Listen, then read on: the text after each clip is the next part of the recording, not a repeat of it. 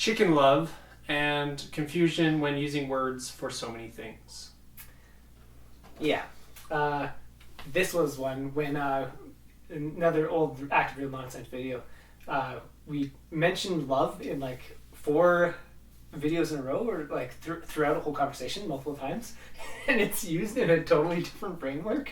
And I was just like, wow. Like, if you were to define each of these ways that we've used love, and we're actually like trying to use them specifically, we like it's so different, each one of them. And the last one that I was like, I should probably write this down, was we're talking about I forget what the initial topic was, but it was like people saying that they love chicken and they don't understand what love is or anything like that. And it's like, no, you don't love chicken, you love the taste of chicken.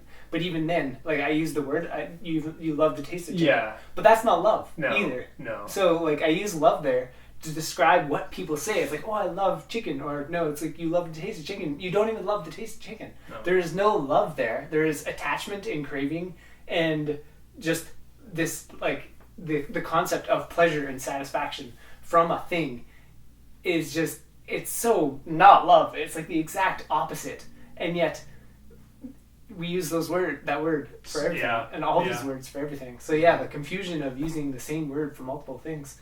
It's like it's calling an intellectual intelligent. We have words that can distinct between all these things, but it's so tricky. Yeah, and you got to have a pretty good vocabulary, I think. To you know, it's like the average usage of words is much less than it could be with it, for many people.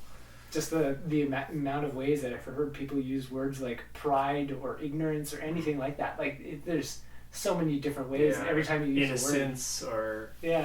or That's just a goofy one of we're pretty careful with the way we talk about things. But if we were to say Hitler was innocent, it's like the people would immediately start to think of he wasn't guilty. Yeah, which is not the opposite of innocence. Guilt is not the opposite of innocence. And but that's the framework that we would look at it in. Like, if you hear anybody say, no, of course he was guilty. Whatever. This but bad guy.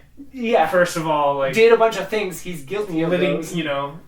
Obviously he did bad things, but, to label him as a bad guy, I remember Dustin Hoffman saying, he would like to act as Hitler, because most people react to that and they think, oh, why would you want to be this just evil person? He's like, well, no, he wasn't just an evil person.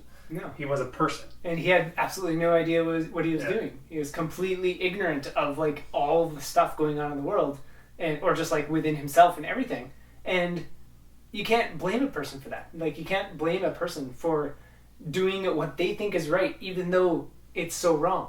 You can't blame them. They just have no idea. Can you blame a dog for chewing on a shoe? Not really. It's being a dog.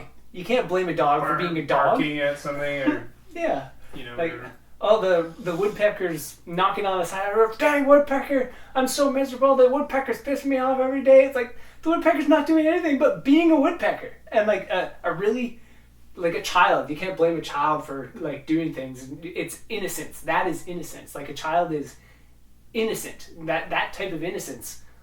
All the tyrants of the world, all the really messed up psychopaths and everything, they're completely innocent in the true sense of the word. Not the opposite of guilt, because that's not the opposite, but in innocence, itself.